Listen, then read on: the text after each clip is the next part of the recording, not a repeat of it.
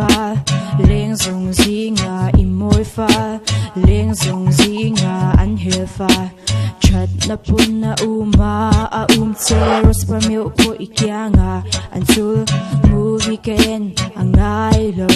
a mail ken nin thelo nui za siam tu ka ngai lo ama ka him pui to dar kar khat chau po a rei lo lua e du tok nga a har a chung ka meya a ching mit chau po tui ra na tham a sak mel dar zam phei chuan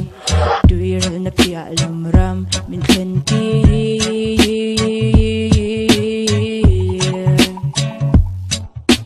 lim taka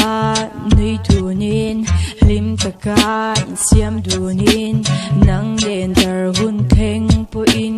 mangai na tar theo nge chu chom nu zelin chat lai ti zelin lung lu ai lu thin lung where silver ai po up where mangai na dik nge chu chom nu zelin chat lai ti zelin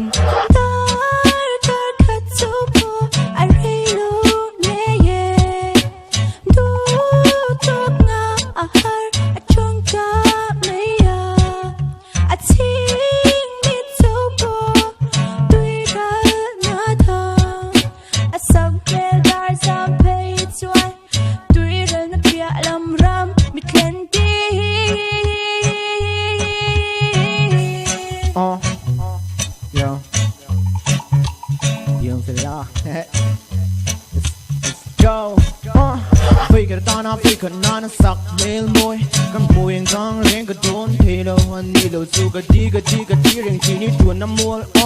zaleng dang tan zong ka phal thei lo che ita